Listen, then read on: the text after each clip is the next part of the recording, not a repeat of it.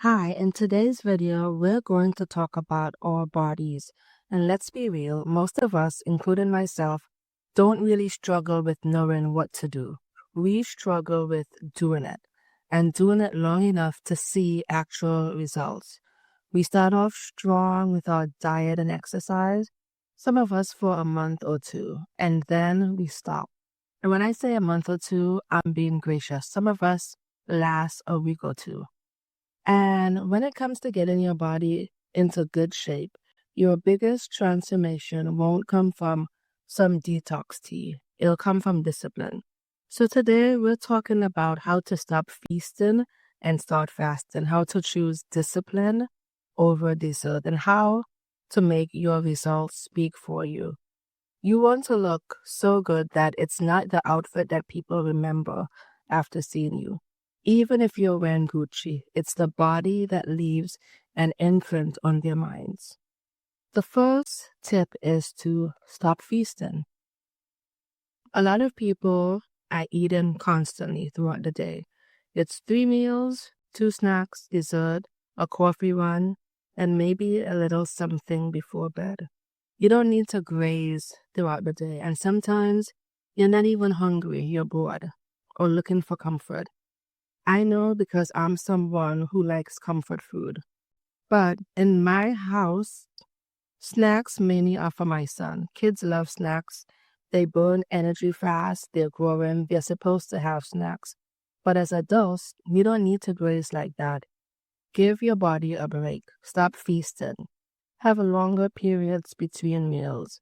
Give your body time to digest, to burn fat, to reset. This is one reason why people fast. It's not just for religious reasons, it's also because they're giving their body a break. Because when you're constantly eating, your body never gets a break. But when you learn to pause, even if it's to skip 1 or 2 meals, even if it's skipping snacks, you'll notice how much sharper and lighter you feel. The second thing, choose discipline over dessert. Think of dessert as symbolism. We always think, okay, dessert tops the meal or ends the meal, but it's not food that nourishes you, so you don't need it. You don't need to have that apple pie a la mode every evening after dinner. And I'm only using that as the example because I used to eat this dessert during every shift in college. I worked in catering. And of course, I gained weight. Dessert here and there isn't bad, but ask yourself if you absolutely must eat cake every single night. Think of the sugar alone. When you start choosing discipline, the mirror thanks you. And every time you look into it, you don't even have to say you're welcome because basically your body is saying thank you and you're welcome. I know you've had moments when you look in the mirror and you look good and you crack a smile because I've done that many times. That's what I'm talking about because you know you put in a lot of effort to look good. And if you haven't had this moment in a while, or if you've never really had this moment, you could get there. The third thing is sleep. Don't scroll. Go to bed. One of the biggest barriers to weight loss is a lack of sleep. Those pretty people you're seeing on Instagram at 2 a.m. in the morning, they're not awake. They're asleep. That's what's helping them look good. Sleep is why they don't have dark circles under their eyes. They look good because they are getting their rest. You can't go to the gym when you're exhausted from the moment you wake up. You can't burn fat if your hormones are all over the place. Sleep is when your body gets to repair itself. It's when, your skin is getting to rest. Your metabolism is resetting. Your willpower is recharging. That willpower, ladies, is needed. This is why, if your child asks you for something in the morning and it's a firm no, let's say they ask you for the same thing in the evening after work, And it might be a yes because the energy level is lower. Our energy levels is affected by our sleep, and our sleep affects our willpower. Willpower, I'm thinking of like a battery, and like the battery lowering the more you use it, and that's how it is as you go through your day. Sleep affects this. If you're up all night scrolling through other people's lives, you're literally delaying your own progress. You're delaying your own glow up. So tonight, put down the phone and choose sleeping over scrolling. The fourth thing is you'll get maximum results from minimal meals. And what I mean by that is what you're actually eating. It's not the meal with heavy cream and 20 ingredients that help you lose weight and have a fit body. You need to eat real food. And real food tends to have less ingredients. They're simpler. So that's what I mean by minimal meals. Whole foods, the kind that comes from the earth, not the factory. When you start to simplify your meals, your body knows what to do with the food you give it. It digests things better and your cravings change. Even for those of us who used to drink cow's milk but now drink soy or almond milk, try to drink a glass of milk or whole milk now. You might gag.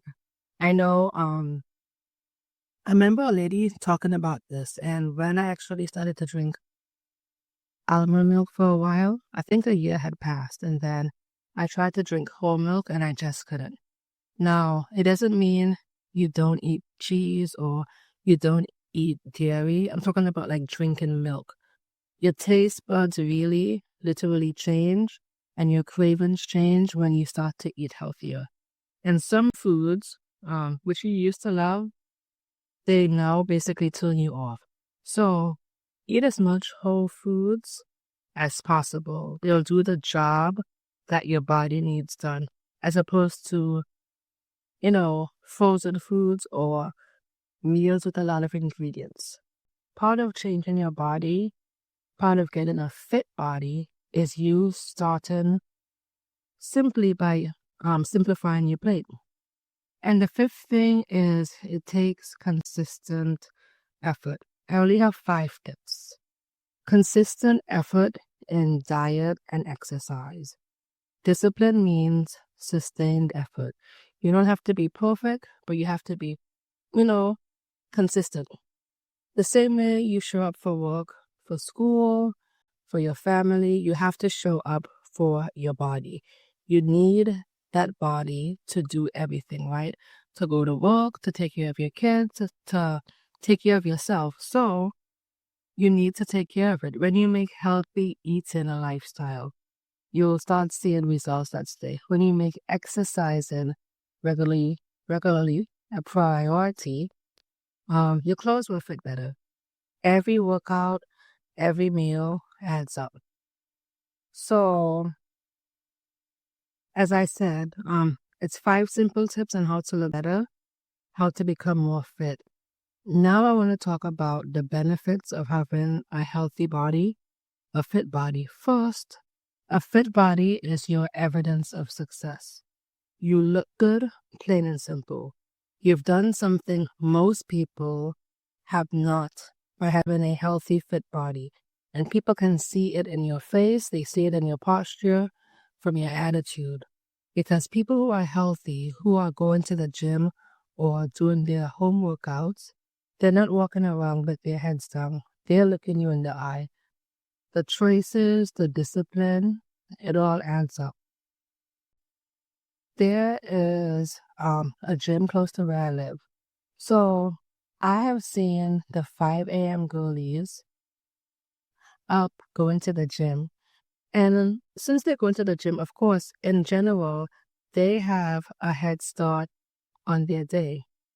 So I'm not giving this example to say wake up at 5 a.m. You might prefer working out in the evenings. You might be able to work out 1 day a week during the weekday and then work out Saturday and Sunday to get in your 3 days.